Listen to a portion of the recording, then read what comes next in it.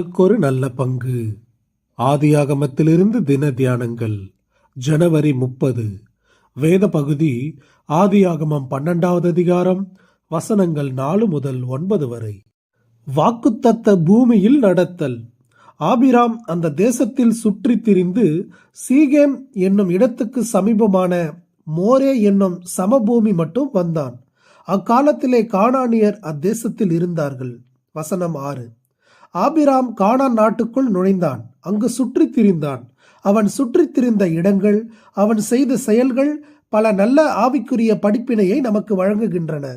கானான் நாட்டுக்குள் ஆபிராமின் பயண அனுபவங்களில் நமக்கு முதலில் சொல்லப்பட்ட காரியம், அவன் சீகேம் என்னும் இடத்திற்கு சமீபமான மோரே என்னும் சமபூமி மட்டும் வந்தான் என்பதுதான்.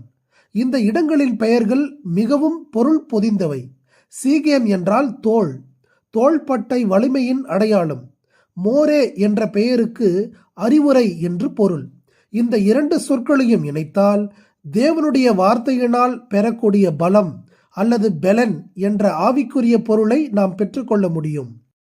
கானான் போன்ற அறிமுகமில்லாத ஓர் அந்நிய நாட்டில் தேவ ஆவியானவரால் நாம் பெறக்கூடிய வார்த்தையே நாம் அங்கு வாழ்வதற்கான பலத்தை தருகிறது.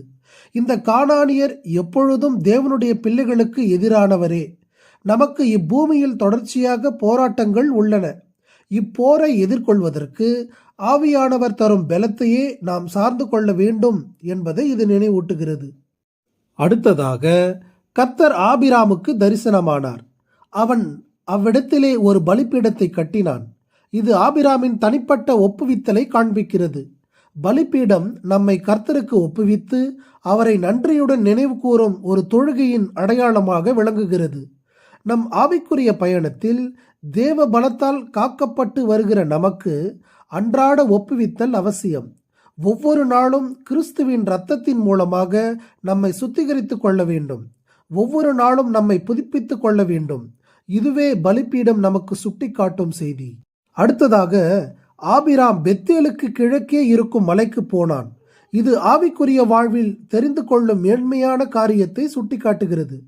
கர்த்தருக்கு தம்மை முற்றிலும் ஒப்புவித்த உள்ளங்களே மலை போன்ற உன்னத அனுபவங்களை பெற்றுக்கொள்ளுகிறார்கள்.